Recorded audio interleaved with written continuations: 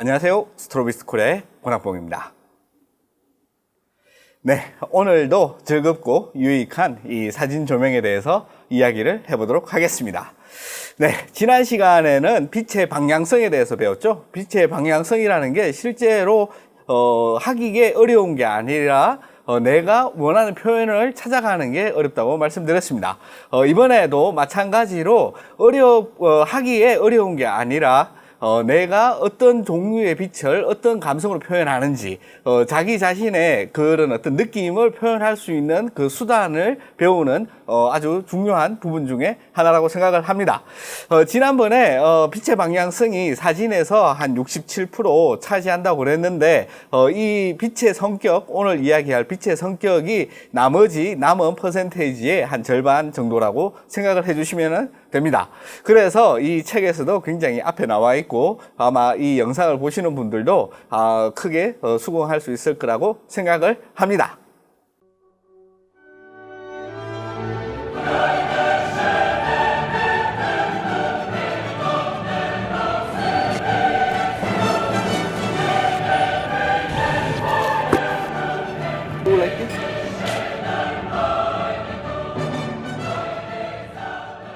네, 우선 이 빛의 그 성격이라는 거는 피사체에 비해서 상대적인 발광 면적의 물리적인 크기에 따라 다 바뀐다고 이미 다 알고 계시죠? 이거는 이제 상식으로 누구나 다 알고 있는 그런 문제입니다. 네, 그 중에서 오늘 굉장히 중요한 요소 중 하나인 딱딱한 빛과 부드러운 빛의 성격, 빛의 성격의 차이점에 대해서 알아보도록 하겠습니다. 지금 보시는 것과 같이 딱딱한 빛의 성격은 그림자로서 우리가 알 수가 있는데요. 딱딱한 빛의 성격은 그림자가 굉장히 날카롭게 떨어지고 부드러운 빛의 성격의 빛은 그림자가 굉장히 흐리게 부드럽게 이렇게 떨어지는 것을 볼 수가 있습니다. 네, 이렇게 그 그림자를 가지고 구분하는 이유는 우리가 그 모든 피사체가 가지고 있는 재질, 사람 같은 경우에 사람이 가지고 있는 이 피부의 어떤 그 질감이라는 게 있죠. 이 재질에 따라서 부드러운 빛과 그 딱딱한 빛이 잘 드러나지 않을 수도 있습니다. 하지만 그림자에서는 누가 봐도 분명하게 드러나기 때문에 우리는 주로 그림자를 보고 이 빛이 부드러운 빛으로 촬영됐는지 딱딱한 빛으로 촬영이 됐는지 확인을 할 수가 있습니다. 네, 가장 먼저 우리는 발광 면적을 직접적으로 이제 점점 키워가면서 한번 샘플을 살펴보도록 하겠습니다. 샘플 촬영에는 숙련된 조교의 도움을 받도록 하겠습니다. 네, 이렇게 숙련된 조교가 이제 처음 나와가지고 이제 설치하는 조명의 액세서리가 리플렉터죠. 일반 리플렉터 18cm짜리로 촬영하면은 이렇게 됩니다. 다음으로 지름 40cm짜리 일반 뷰티 DC를 이용해서 이제 갈아 끼웠죠. 이용해서 촬영을 하면은 이렇게 됩니다. 그 다음으로 이제 뷰티 DC, 같은 뷰티 DC인데 이거는 지름이 70cm짜리라서 훨씬 더 크죠. 네, 이 조명 액세서리로 이제 촬영을 하면은 네, 이렇게 촬영이 됩니다. 그 다음 소프트박스 80에 100짜리죠. 80cm에 100cm짜리의 이제 소프트박스로 촬영을 하면은 이런 식으로 이제 촬영이 됩니다.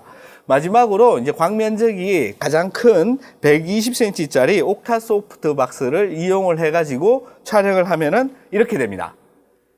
네, 이렇게 이제 각자 사진을 하나씩 봤는데요. 이렇게 연결해서 쭉 보면은 리플렉터 18cm짜리 리플렉터를 이용한 사진인 경우에 선명한 그림자를 누구나 확인할 수가 있죠. 그 다음 뷰티 DC인 같은 경우에 광 면적이 확대되었기 때문에 보시는 것 같이 지금 그림자가 조금 흐려진 것을 볼 수가 있습니다. 마찬가지로 70cm짜리를 보시면은 이것도 역시 훨씬 더 아까 40cm짜리보다 훨씬 더 부드러워졌죠. 그 다음 이제 일반 소프트박스 80에 100짜리를 이제 이용한 사진을 보면은 아까 뷰티 DC 70cm짜리보다 훨씬 더 부드러운 걸 알 수가 있습니다. 마지막 사진인 이제 옥타 소프트박스 120cm짜리를 보면은 분명하게 완전히 그림자가 흐려진 것을 확인할 수가 있죠. 네, 이렇게 사진 조명에서 빛의 성격을 바꾸면은 여러분들이 이 사진을 통해서 받아들이는 감성이 변하게 됩니다. 여러분들이 어떤 감성을 표현하는가에 따라 가지고 적당한 크기의 발광 면적을 가진 이런 액세서리를 사용을 해야지 되겠죠.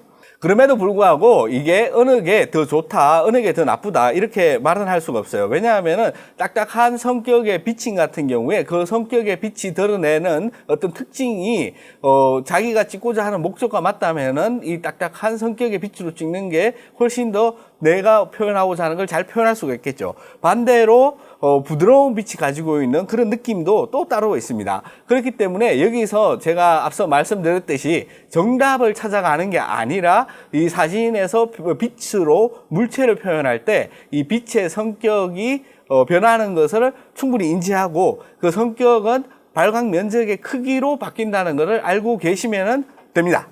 네, 아주 쉽죠? 이러면은 또 리플에다가 네, 아무튼 다음으로 이제 또 넘어가 보도록 하겠습니다.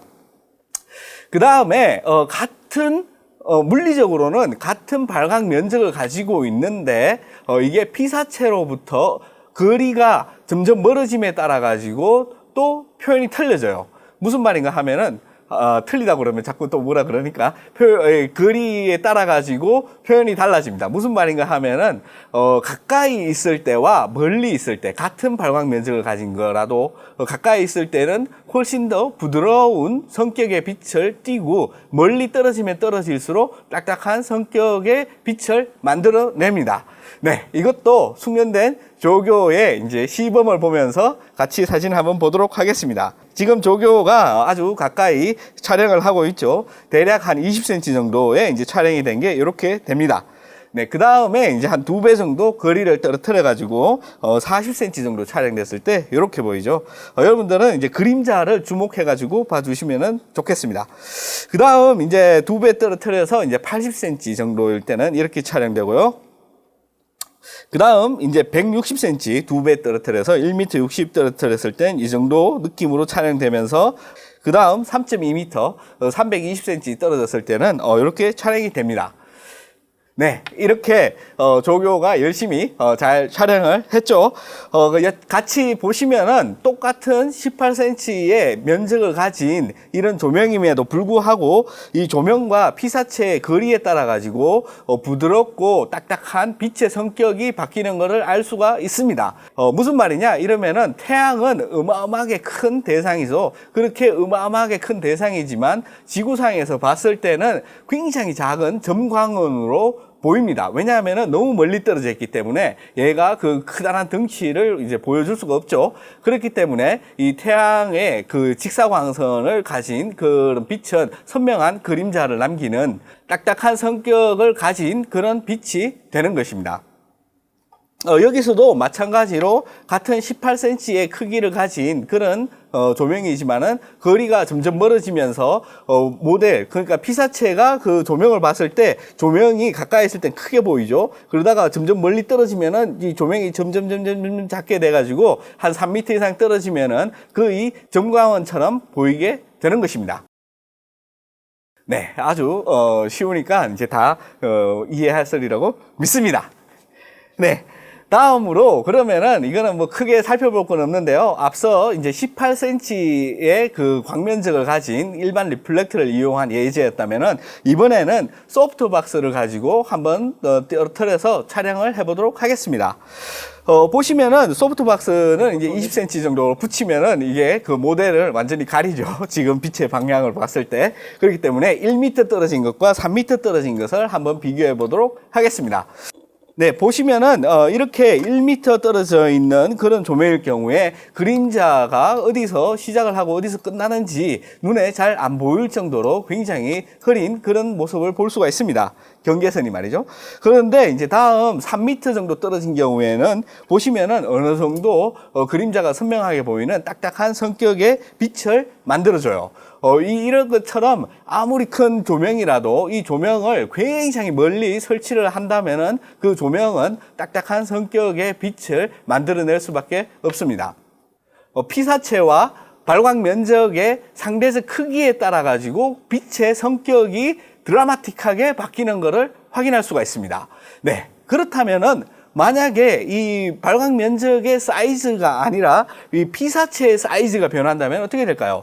만약 아무리 소프트박스라고 하더라도 이 피사체가 막 건물만 해요. 이렇게 단독 주택만한 그런 대상을 촬영한다고 합시다. 그러면은 그 건물이 봤을 때, 건물 사이즈에 봤을 때 이 소프트박스의 크기는 굉장히 상대적으로 작기 때문에 딱딱한 성격의 빛이라고 인식을 할 수밖에 없어요.